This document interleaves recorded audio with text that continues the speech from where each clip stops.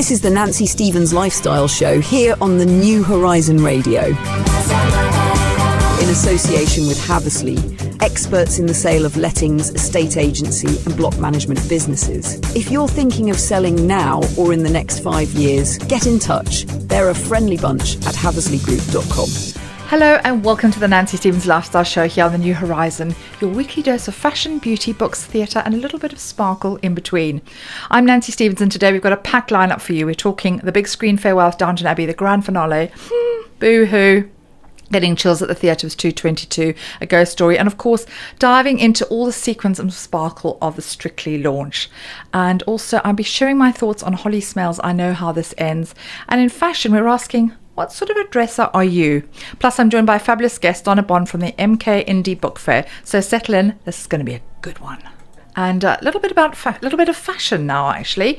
I've had a lot of feedback and people are saying they want more fashion on my show. So you've asked and you shall receive. So what we're going to talk about is how to create more cohesive colour schemes. And the trick to looking put together isn't by buying loads of clothes. It's this little styling secret. So if you're a bit of a newbie, new to colour, a little bit shy, I would recommend having pops of colour. So that either could be in a belt or a lining of a coat or a bright bag or even a bright shoe or a bright lip to start with, or as maybe a lipstick if that's if clothes are too scary, those little pops of color will really sort of help lift your neutral outfit. But as I say, if you're really scared, start with a bright lip. If you're a neutral lover, and I know lots of women who are neutrals because they're really into their neutrals because they're comfortable, they don't want to stand out. No prizes for guessing that I'm clearly not.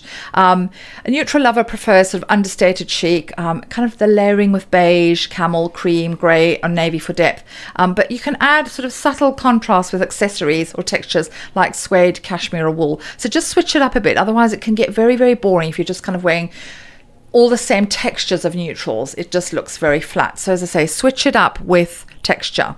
The rainbow enthusiast, well, no prizes for guessing, this is what I am. A lover of bold colour. I love to experiment with colour, but I recognise that lots of my clients don't. And just because I'm a colour lover, a dopamine dresser, it doesn't mean I'm going to force my clients to wear the same as me. However, if someone is up for experimenting and they come and they say, I love colour, ding ding, I'm so happy. So basically if you're a lover of bold colour and you love to experiment with different colour, I would say don't go more than 3 sort of different colours because otherwise it can get very messy. So use one neutral to balance the look. My neutral kind of in the sort of the autumn winter is black, and I'm a bit bored with it, but all the things that I wear, all my brights go really well with it. But I'm looking to switch it up a bit. There's obviously, as I said before, there's lots of burgundies, chocolates and navies around.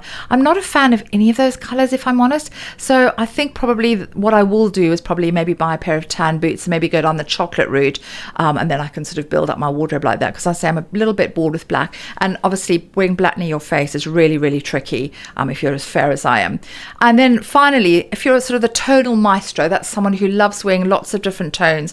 You sort of enjoy a sophisticated, colour-rich approach. But if you want to build an outfit, I'm using various shades of sort of the same colour for an elegant, pulled-together outfit. So again, burgundies and sort of deep, rich pinks and grapes, all those lovely tonal colours can make an outfit look super interesting. So again, if you are a tonal person and you love different tones, as I say, just kind of switch them up a bit. As I say, wearing all the same color can get very dull. So as I say, if it's chocolate, you want to sort of use chocolate as your base color, then you can sort of use camels and browns, but then we're kind of heading back into neutral territory. So it's a kind of a fine line. So I would just say, if you're a tonal maestro, you can actually afford to wear more color, just sort of switch it up with the different tones. So I'm hoping that this fashion segment is giving us some inspiration, and I'd really welcome your thoughts on what you would like me to sort of talk about next week, because I say lots of people have messaged me to say they want some more fashiony bits, and as I'm a personal stylist, I have given you what you want. Guess what? It's back on our screens. We know autumn is here because Strictly is back. The launch show was last week, and oh my god, it did not disappoint. Can you believe Strictly is 21 years old? It's unbelievable, and I have watched every single episode episode since it started 23 series ago. I just love it. I love it in a different way. It's kind of comfortable. I don't know if I'm necessarily as excited as I was maybe 10 years ago, but the formula works, and clearly it's the biggest show on the BBC, and the lineup for some of the celebrities was really, really interesting. I love watching the reactions because people pretend that they're happy and sometimes they're obviously not, but you've got to go, oh my God, I was hoping I was going to get you. And yeah, you're not going to say, oh my God, I was dreading getting you. But yeah, some interesting pairings actually. But really sad that Danny Dyer has had to pull out. So she's the second contestant that's had to pull out. So she was on the launch show, which was pre-recorded. So that's why she was on Saturday. But she's fractured her ankle. And she tried to do the quick step on it, which turns out that's not such a good idea. And having sort of fractured my foot last year, I walked on it for a good few hours, and then I couldn't. So it turns out that's really, really not a good idea. So it'd be interesting to see whether they'll find a last minute replacement for her, because the numbers are going to be a bit skewed. And obviously Nikita now doesn't have a partner, which is a shame because he is the most amazing dancer. Interesting pairing with Alex Kingston and Johannes actually. Alex Kingston is well known. I mean, if you're a Doctor Who fan, you'll know who she is. She's done so much TV and stage, and she's an incredible actress. But unlikely to win, if I'm honest.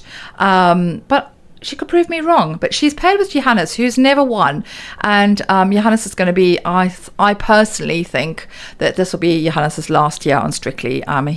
He's done Kinky Boots this year. He's doing Kinky Boots in the West End next year. And I just think his star is just going to keep sort of rising. So we'll see. But in an interesting pairing, got Ellie and Vito Coppola. So she's really super bubbly, and she's the first Down syndrome girl that they've had on the show. And Vito is just wonderful. He's got great energy, and I think they're going to be such a bubbly pair. I love Lavoie. For all those of you who know, I've interviewed Lavoie a few times, and she has been paired with Ali Ash, and I think that's a great pairing. Ali Ash is one of the best dancers on the show, and I don't know, I think maybe they're in with a chance. I think it's such a great pairing. The chemistry is hilarious. She's just brilliant. But oh my God, the stuff that I've seen online about it already, I mean, the homophobic comments already, blows my mind that we even have to be talking about this in 2025, that people are just saying, is it a he, is it a she? It's drag. Lavoie's real name is Chris, but his alter ego is Lavoie. So that's what she is appearing as. She's a she on the show. For the purpose of the show, for those of you who don't understand, she's a she. So they're going to make an incredible couple. They've put the Aussies together, which I thought was quite interesting. They've got Stefan Dennis and Diane Buswell together. Diane is pregnant, so I think Stefan Dennis is probably not likely to get very far. So I think that's quite a safe pairing, because I don't think Diane's going to be wanting to dance when she's sort of 7 months pregnant. So I think they'll be out before Blackpool. Again, I could be wrong.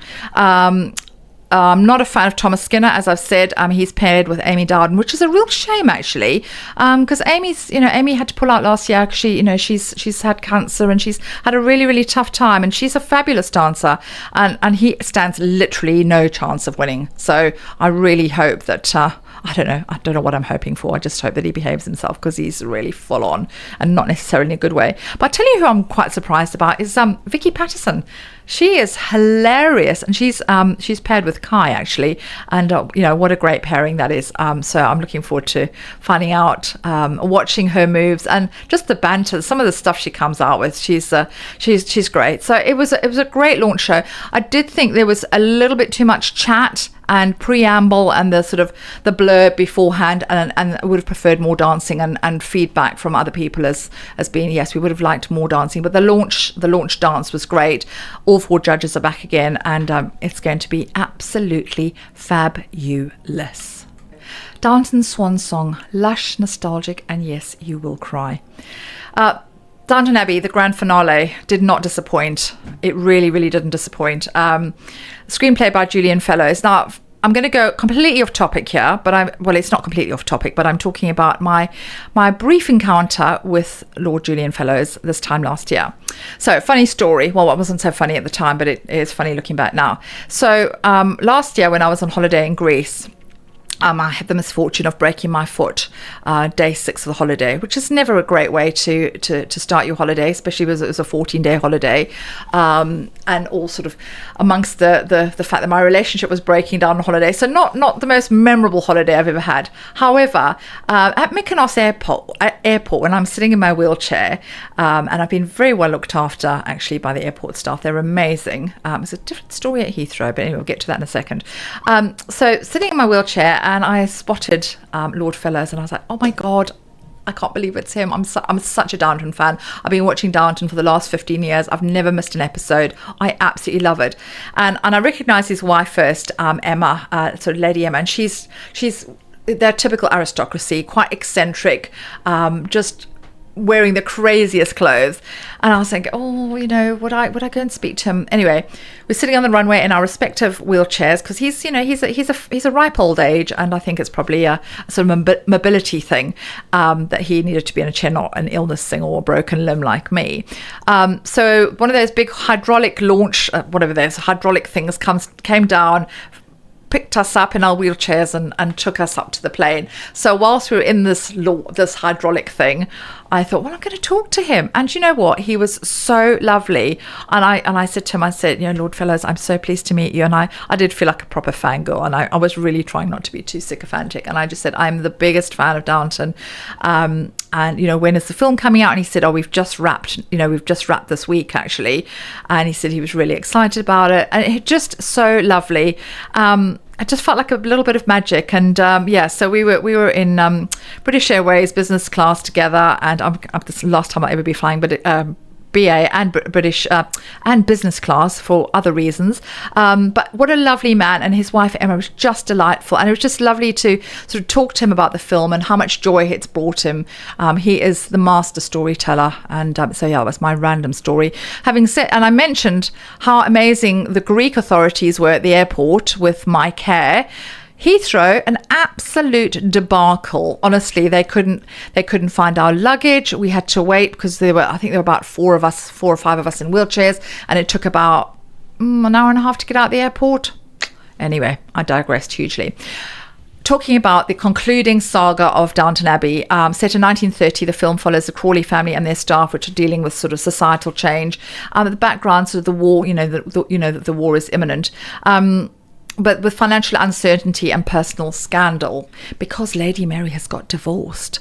And obviously in those days, women didn't get divorced, certainly not ladies of that sort of social standing. So she's been made a sort of a societal outcast, and they're at a party, and then royalty arriving, and then she has to leave out the back because they can't be in the same room as royalty can't be in the same room as a divorced woman.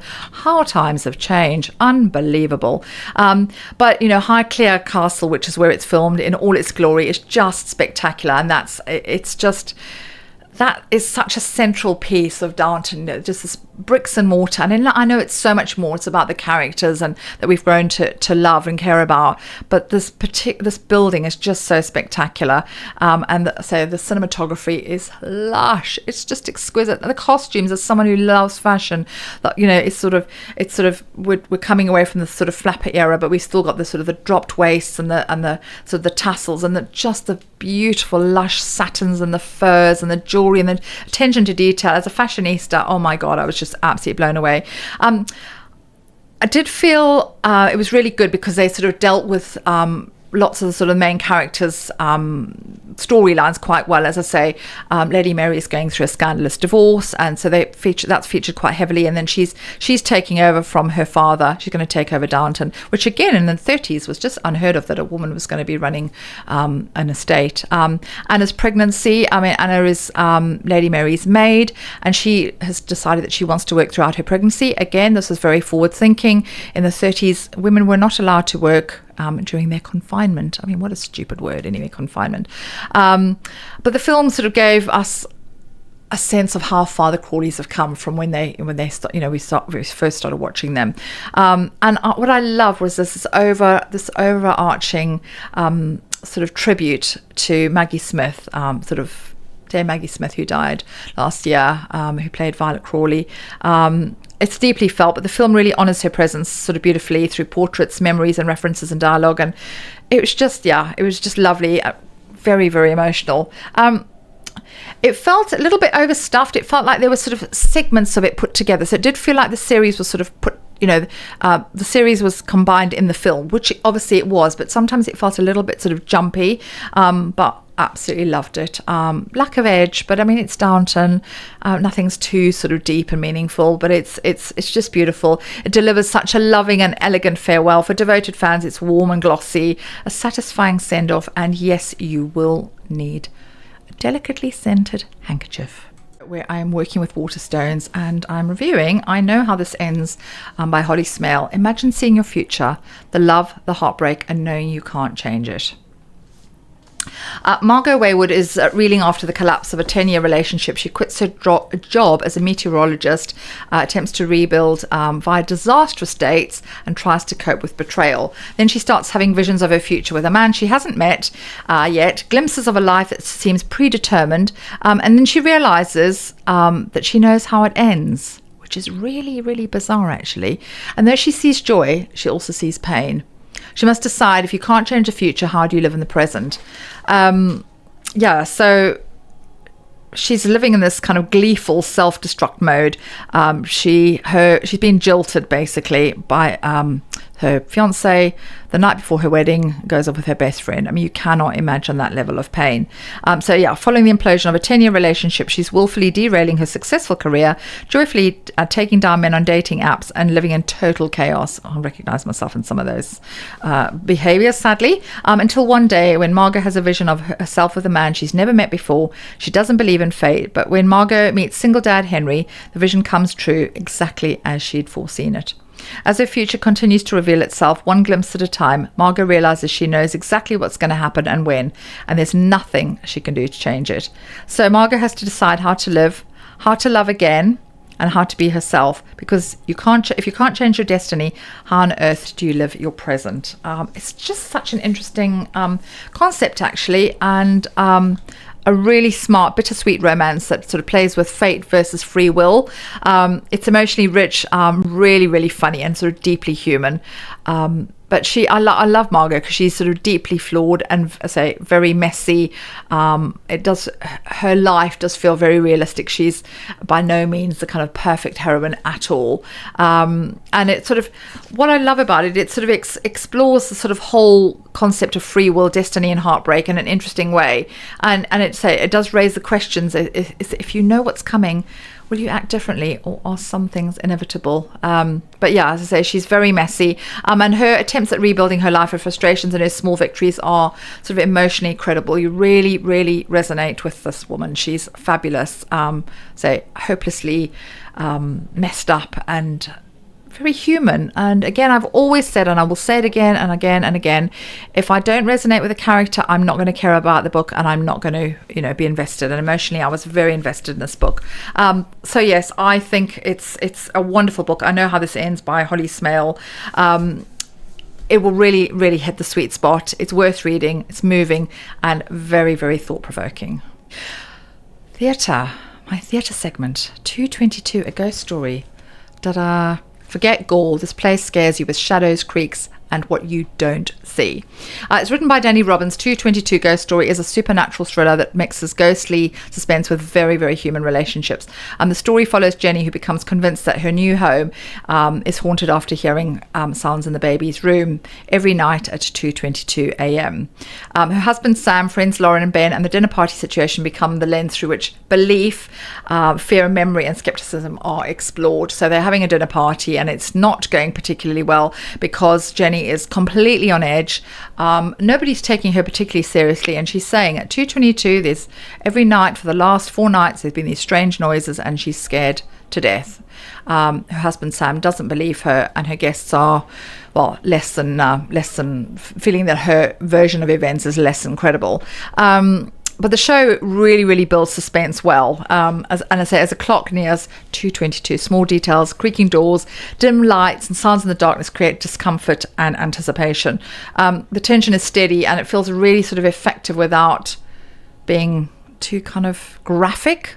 So it feels incredibly, because I don't like horror. I don't like things that are jumpy, and I thought I was going to spend my life just shrieking and making a total fool of myself, but I actually didn't. It is jumpy, but not in Woman in Black kind of way, which I just found too scary. But Jenny and Sam were played by real life couple Kevin Clifton and Stacey Dooley, and I for one thought they were really credible, actually. I was a bit worried about the celebrity, I'm using the words inverted commas, celebrity casting. But Kevin Clifton has been acting for a very long time. He left Strictly a long time. They met on Strictly, actually. It's a wonderful love story. They met and they've had a baby and living happily ever after. And to see them on stage together was actually really, really wonderful.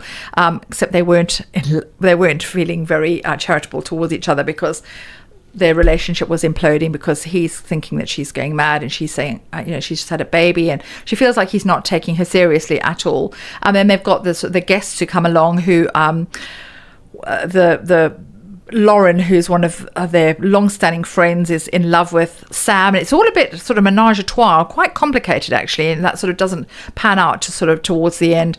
She's drinking quite a lot, and the behaviour that we've all seen at dinner parties when there's a lot of alcohol involved becomes really uncomfortable. And as someone who doesn't drink, I spent my whole life sort of standing back as an outsider, watching people just behave like absolute idiots. And alcohol can adjust your behavior in such crazy ways. I mean, some people are amusing drunks, but most people are actually very boring when they've had too much to drink. And I hate it when it gets to that point where you just say, oh, I love you, I so love you, and everyone's kissing you. I just can't be doing with that. But she's turning sort of quite aggressive, and as I say, sort of the jumpiness and the sounds, and it just sort of adds to the general feel of like, what's going to happen next. It is a really sort of absurd dinner party, but dinner parties are a weird thing when you think about it. You're inviting people into your home, and then you're expecting them to behave how you would behave, and as a couple their relationship is imploding, and that's really quite uncomfortable to watch. But there are moments of humour, and I really, really did enjoy. It was not what I expected at all. Only 4 actors, and you've got to be really, really good because you're on stage all the time. But there's little instances where they create a séance, and that's quite uncomfortable. And the table's moving, and you think, oh my God, is there actually a ghost? And I don't believe in ghosts, but it does make you think. And then they're talking to Alexa.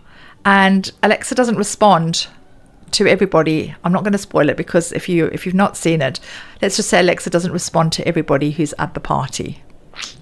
But yeah, honestly, 222 delivered such suspense, scares, and emotional complexity, especially around sort of the whole belief and fear of sort of how well can we trust our senses. It's not perfect, but really, really well written and well acted.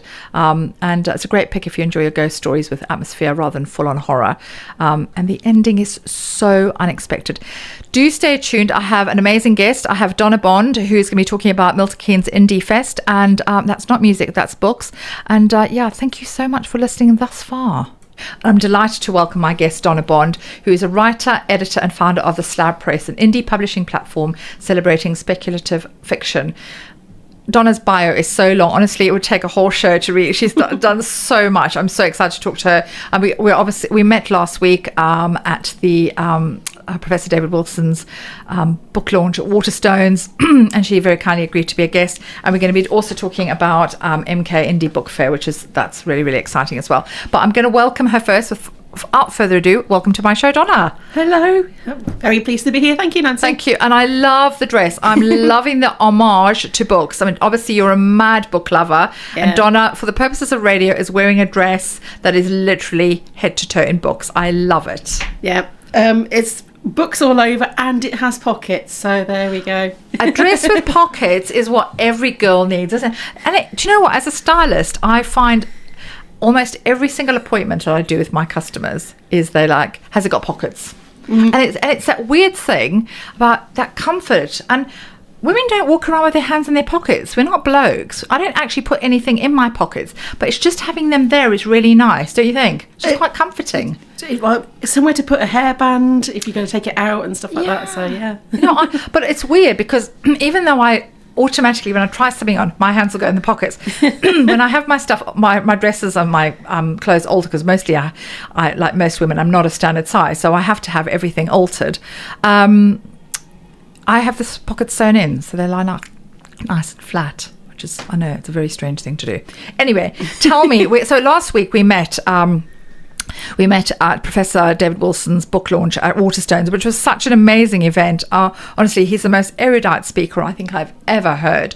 The audience was sort of just in raptures about his sort of subject matter of sort of criminology and what he does. And Waterstones is such we're so lucky to have Waterstones right on our doorstep, aren't we? Yes, it's great. And I would say, like, ever since that time, I haven't started reading his book yet, but I have been watching In the Footsteps of Killers. So I watched 3 episodes of that last night. It's addictive. It is really, it's absolutely fascinating, because he is, as I say, an incredible speaker. And he writes so well. His book, The History of Britain in 20 Murders, I thought, I'm going to find it quite a hard read. And yes, it is a tough read, because obviously dealing with difficult subject matter. But to make a subject like that so readable is just incredible. And for me, that's a sign of a brilliant author. So it was a great event, wasn't it? Excuse me, I'm going to cough. So tell me a little bit about, well, not a little bit, I mean, tell me about you, because I mean, you've got this incredible CV, which I actually literally don't know where to start. Tell me what gets you out of bed in the morning? What's your passion? Oh, just books, basically. So anything bookish. I'm very, very lucky that I've been given the opportunity to live a bit of a bookish life. I'm very, very much supported by my husband in that. So I have a background in education and learning and development, and I still do a little bit of that on the side, but I'm a full-time editor. And I've launched my own publishing imprint called The Slab Press. And after having worked for lots of editors for many years, which I still do, but I'm really, really pleased to have started the Slab Press, and I wouldn't have done that without the encouragement of a certain Mr. Alan Moore, who wanted me to edit an anthology for him, which was this one, which was Dark Horses. Yeah, so we've got that one. There we go. Oh, beautifully. I love the cover. I mean, it's all about the cover, though, isn't it? The cover's so important with a book. I mean, they say never judge a book by its cover, but you literally do. Yeah, this is like a really weird thing, because so we might know of Alan Moore. He is the better well known as a comics writer, but he has done film, and he's now a novelist as well. So he's writing, I think, about to launch a second book in the Long London series. So the first one, like The Great When, in which he does mention me at the end, but his short story collection Illuminations mentions the story that he has in this, because he wrote it for this. And there's a story called Location. So taking on a little bit of Phil and Kirsty there. Love a bit of Phil and Kirsty. I mean, Kirsty's dress sense. Oh, she's a style icon. But in a kind of fantasy setting where it's the end of the world and apocalypse has happened and weird things are happening all over. So that's his story for that. And actually, I called this Dark Horses because it's sort of science fiction, but there's a lot of fantasy and slipstream in there as well. But it's for the Arts Lab. So Arts Labs are a phenomenon that have been happening since the 1960s. So, you know, like Mark Bolan and David Bowie, they were products of Arts Labs in London. And Alan Moore himself was a member of an Arts Lab in Northampton in the 1960s when he was 70s when he was a teenager, and he wanted to resurrect it, so he began this night called he chooses titles, really weird ones, Austerity Under the Beach, which was an event that he held at Northampton University a few years ago, back in 2015. And he wanted to basically sell the idea of students sort of starting up their own arts labs again, and basically working with each other to sort of see if they can find their own creative specialisms and help each other to bring out different creative activities with each other. So like if somebody was more of an artist, then they could try poetry or sculpture or that kind of thing, and we all tried different things. But my specialism, I brought comedy and editing to the group, so that was my forte. And so this came out, so it's Friends of the Arts Lab Foals, so hence there are horses on there. I see. I honestly, if I'm really honest, full disclosure, I did not know what an arts lab is, but we'll chat more about this, because obviously I sense it's a big passion for you. Yeah, I'm still a member of the arts lab. Donna Bard. You have lots of names. You've got an equity name as well, haven't you? Yeah. So that's what you'll see on the front covers of my books. Donna Scott. So that is it's actually my second name. It's not my maiden name. It's the name of my first husband. So, okay. So a lot of people are like, what? I was like, but it works so well.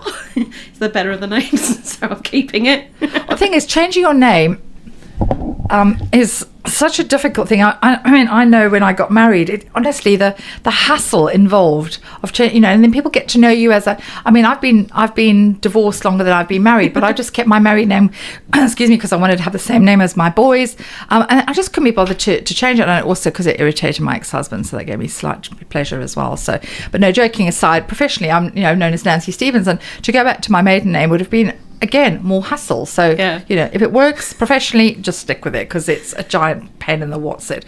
So obviously lots of names, you wear lots of hats.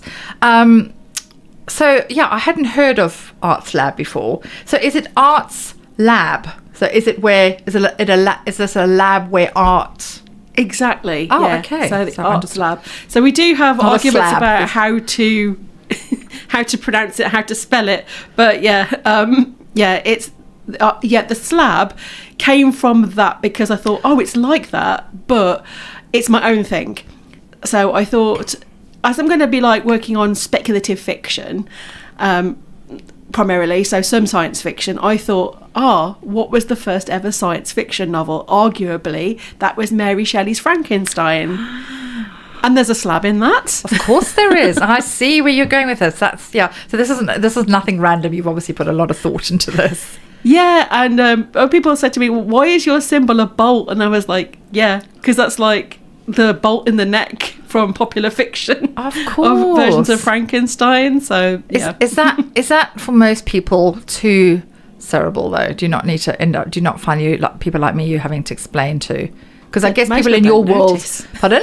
Most people don't notice. Oh, okay. Because I guess most people in your world, sort of fantasy fiction, get it, they know it. But, for people like me who have no experience of it, do you feel that you're sort of having to literally do the ABC of it? No, it's just, it's subtle. It's subliminal, I think. Okay. So, yeah. Okay.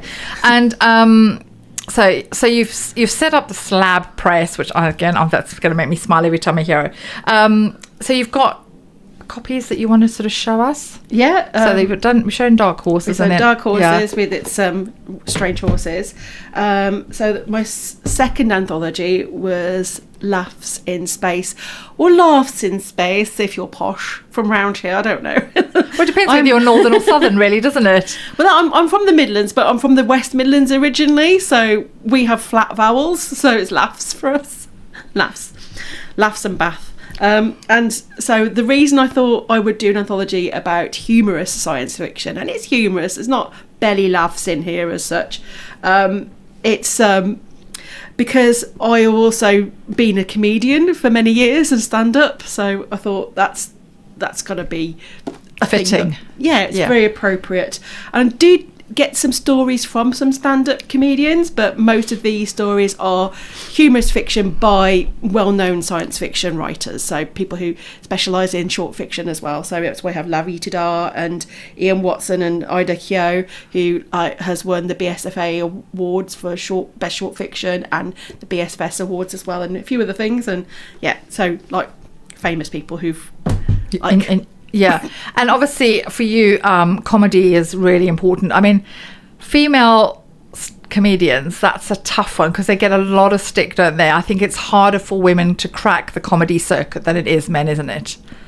Well, it's different. There's a lot of us on the circuit, and more now than ever, though. I would say more now than ever, and it's very, very strange, because 10 years ago I would have said that it's getting so much better. In fact, it's near parity. You had like moves like our Mock the Week when it existed, where they made sure that there was at least one woman on the show. But now all of those platforms have gone, and we're still finding it very difficult to sort of move on from like middle spots and open spots into the paid circuit, because we have to work that much extra for the people booking us to give us the chance. I would say that's the issue with it, but otherwise no, there's still loads and loads of comedians on telly and stuff. But yeah. So who's your favourite comedian? Do you have, is it a male or is it a female? I've always loved Josie Long.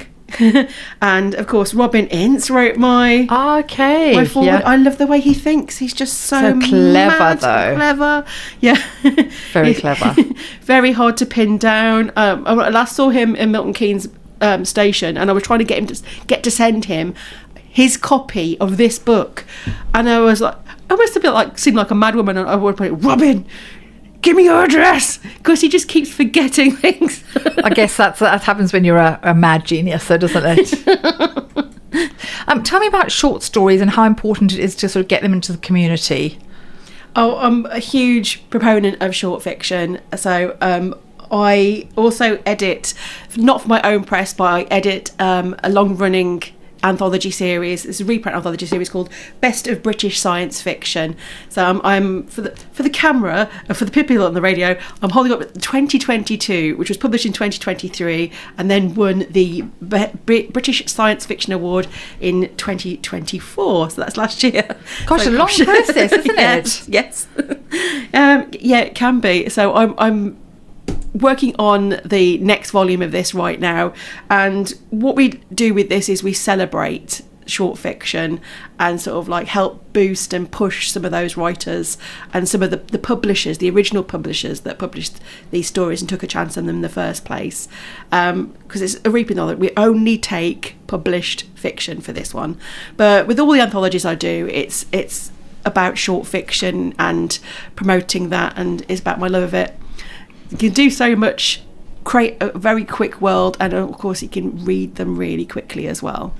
Yeah. Do you know what? I don't think I've ever read a short story, and for someone who's got the attention span of a goldfish, that's interesting that I've done, that I haven't done that, because that would make sense for someone who's a bit kind of sort of all over the shop. But I suppose I've always thought about short stories in the same vein as I've thought poetry. I thought maybe it's a bit too highbrow. I've not really understood it, because for me a novel is something that you sort of get really invested in, a sort of beginning, middle and an end. And yeah, by sort of page, by sort of page, well, I don't know about you, but I know by sort of page 10 or 11 whether I'm going to like the book or not. And I tend, if it's not grabbing me, I tend not to pursue it. With a short story, what constitutes a short story? Well, it's the word count. So generally your shorter fiction is under 10,000 words. Then you can have novellas that go from there up to 40,000 words. So I think if it was like 11,000 words, it's really a short story. But 40,000, 50,000 would be a novella. And then anything over 50,000 words could be a very short novel or a novelette. And then we're looking at 80,000 plus, you're looking at a full-size novel. So if you like reading just a few thousand words, that's very short. It could be like under 2,000. You call it flash, or even shorter, micro flash. So there's lots of different kinds of short fiction, all based on the word count. And the reason probably a lot of people don't think about reading short fiction is the availability of it. So if we're next to Waterstones, I have seen a few volumes of short fiction in there, like the British Library has a few collections out there, sort of like the New Gothic, edited by my colleague Johnny Mains and things like that. I think it's quite called that. The Dead Tales of Summer, there's another one in there, and Flame Tree Press has a few things out in there as well. But you don't tend to have a lot of short fiction anthologies or books or collections even in the bookshops. So they tend to be more specialist, and a lot of the time it's going to be small presses that do them. But if I mean, being an author is not an easy journey, and obviously a lot of people self-publish now, but surely because getting published is so hard, writing a short story, presumably, I don't know, maybe I'm just assuming, is easier. Surely there would be more short stories written, and then therefore we'd be able to buy them. Yeah, there's loads. Also, you can find them for free online. So, like, you can look up things like Clark's World or Beneath Ceaseless Skies and read fiction for free. Perhaps even read them on your phone as like a quick break thing, or even listen to them in your ears. So I know Clark's World does a podcast as well. So there's all different ways of being able to consume shorter fiction, and so it's out there and they're available. But maybe in terms of like thinking about like getting your book out, I don't know if you've like got like a Goodreads account or something like that. I have, but I mean, I'm very lucky because I work with Waterstones, so I go in there every week or every couple of weeks, and Steph picks out my books for me. Because if I'm left alone in Waterstones, I'd still be in there now because there's just so much choice. So Steph, who's my sort of does all the marketing, who's amazing, she will pick out sort of the popular books or the Waterstones pick of the month, whatever, or say, oh, this has had great press, or could you publicise this? So I don't have to choose, because honestly, it would blow my mind, and I would probably go for the same psychological dramas, which can become a bit formulaic. So it's good to have someone else choose. But yeah, I've never looked at that, but now that you've said it, I think I would, because I'm so busy, and sometimes it'd be nice to just have something that I didn't have to invest loads of time in. Yeah, well, the thing is, well, you have like something like that, they're often not easy to find as contained whole things. They're usually part of a bunch of other stories, so it can be very hard for you to get that satisfactory tick on your Goodreads library. So that's another thing maybe that puts people off short stories. Oh, okay, interesting. Okay, I've learned two things. So thank you for educating me. I'm feeling like quite the I just feel that there's so much. I always think of myself as being a book lover, as a bookworm, but I'm talking to you and I'm thinking I actually know very little. Before I forget, you were the first Bard of Northampton. Tell me what that entails. I mean, I know what it is for listeners who've never heard of that. What does that entail? Well, it was a mad thing. It's basically a competition, and I looked at the rules of the competition. You had to write 3 pieces. So one was a freestyle verse of your own choice. The second was a poem on a theme, and the third was a statement of intent. So what you would do with being the bard.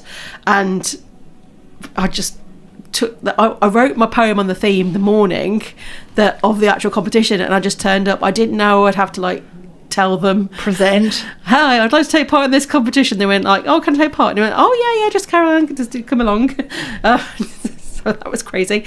And it was at Delaprey Abbey, which is beautiful setting, isn't it? So lovely, yeah. And there were like tents everywhere and very old-fashioned kind of looking yurts, and like face painting and music, and it was lovely, and lots of picnics going on.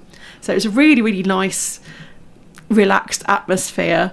And yeah, I took part in this competition and I won it. So were you really shocked? Yeah. And they put this cloak on me, so I got to wear the official cloak of barddom. Who knew that was a thing, hey? And it was like a massive duvet. It's like, because I'm only short. Yeah. And it was designed for a taller person. I did think it shrank a little after I dry cleaned it, though. So well, probably intentional. But were you swooping around like some magical witch in your cape? It's like, I'm the Bard of Northampton. I don't know if it looked like a cape. I think it looked like I was basically just huddling under a blanket. Oh dear.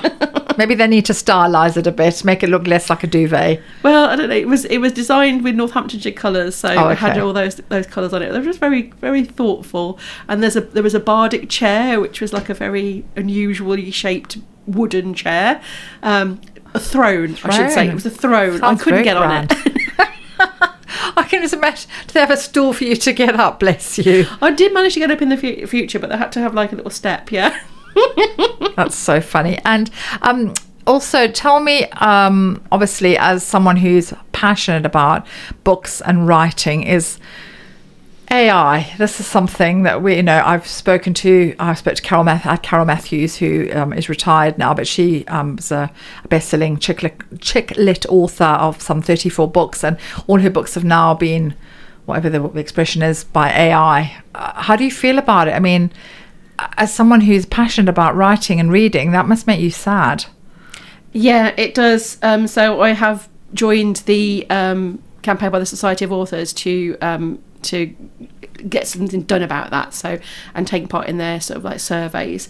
I know that 2 of my best of British books, so it's not necessarily my writing, but it's the writing of all the people who I have published in here. They have been put forward into the meta, the anthropic, the machine that took that does it basically. So I remember the name of it now, but yeah, there was you need AI, don't you? Yeah. They already ChatGPT, where are you? The thing is, it can be a great tool for productivity. It doesn't, often I hear received wisdoms about it saying, oh, but they can cure cancer with it and stuff, or they could do a brilliant app with it. And you can do certain things with it, but sometimes it doesn't do all the things that they've claimed. They haven't been able to do as much as they have claimed that they could do with it. And when it comes to art, I do side with the artists, and nobody wants their work stolen and regurgitated into slop. No, that must be so hard, especially if you've been working such a long time. You get published, and and getting published, as we know, is incredibly difficult, which is why a lot of people self-publish. And then only to have it sort of stolen by AI must be absolutely heartbreaking. Mm-hmm. But just, as I say, I think we can campaign all we like, but it's here to stay, isn't it? It's like we have let the genie out of the bottle, but at the same time, I do think it's also a bubble. So I think when people realise that there's only so much they can do with it, then, maybe it won't be as drastic. I mean, I hear that people have let people go because they want people who can use AI, and then I keep seeing on LinkedIn, for example, all of these jobs were about people who asking for people who can amend the content that AI produces because we know it's not good enough. So because it doesn't. The thing is, it doesn't get. It is useful, but it doesn't get the sense of your voice. You can. It's only as good as what you put in. But I think it's a useful tool. But as I say, for an author, that must be really tricky. But coming up, we'll be talking about the what you're actually here for is the MK Indie Book Fair. Books, words, writers and ideas. Free admission. Meet the writers. Meet independent publishers. Enjoy children's activities. Buy signed books. Hear author readings. Books and writers for all ages, and discover your new favourite writers. What a wonderful event this is. The 25th of October. Is this the first of its kind? It's the second. Okay. So there was one last year at the library, and then I've come on board to run this one, which is going to be in MK Centre. Which is much better. Even though the library does seem a fitting place, I think footfall you'll get much more. You'll get a higher footfall at Middleton Hall, won't you? Yes, and it's going to be double the size. So we're going to have 70 plus authors, and I'm in the middle of reaching out to everybody now who's applied. There's been an overwhelming number of people who've applied for tables, and so we'll get back to sort of like all those people this week, and we'll have a children's area with children's storytelling, some children's activities. There will be a stage for the readers to perform some of their work as well, so it's going to be great.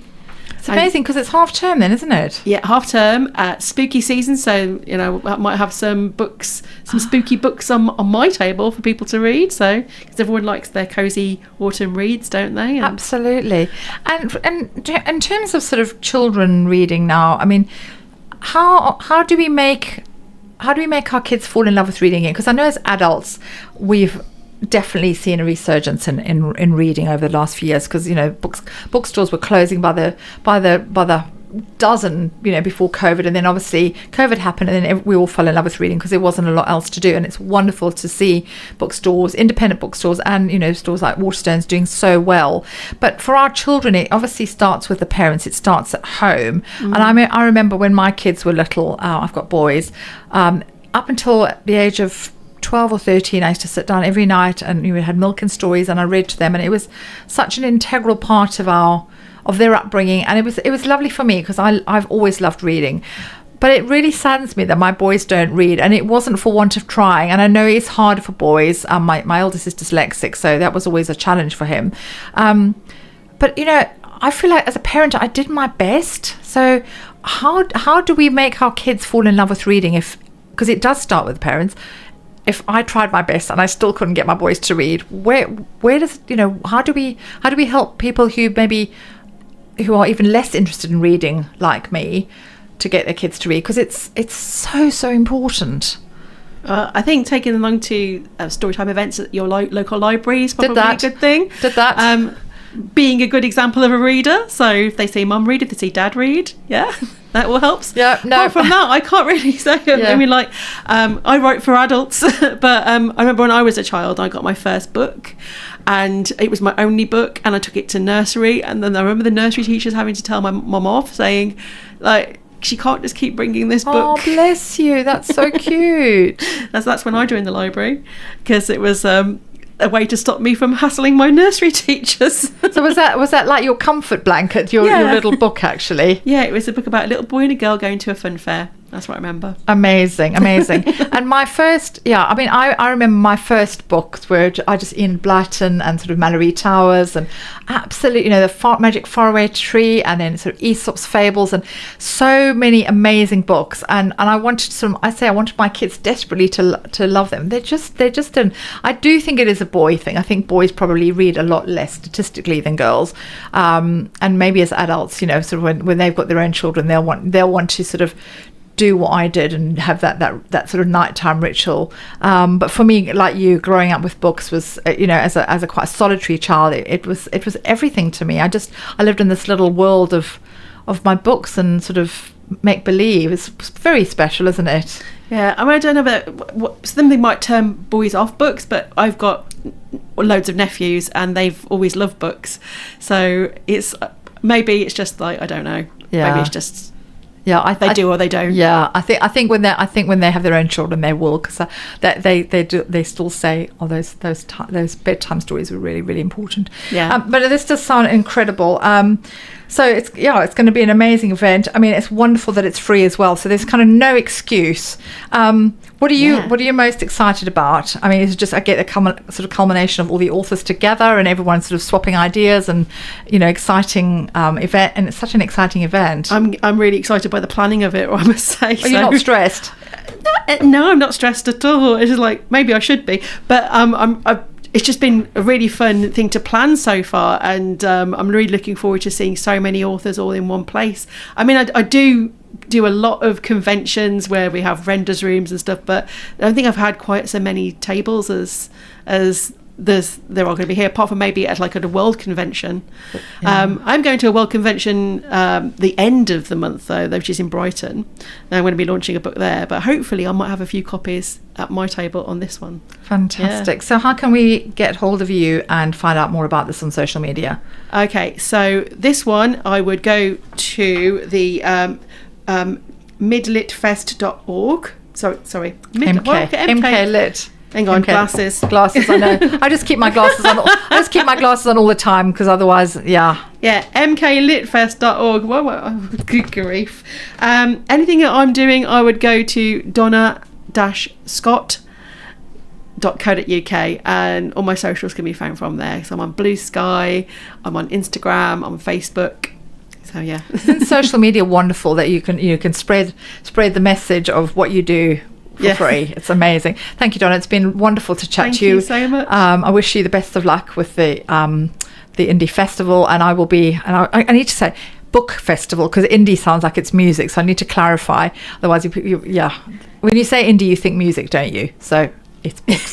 So thank you for being such a great guest. On next week's show, I'm going to be having some sweet treats in, actually. I'm really excited, actually. I've got Tracy Wong, who is from Tea Sweet Map. And Tracy was one of the finalists in Bake Off back in 2020. So she's going to be bringing some goodies in to try, and I'm really, really excited. So for something sweet, stay tuned. I'm Nancy Stevens. This is the Nancy Stevens Lifestyle Show. If you enjoyed it, please like, share, or review, and have an amazing week.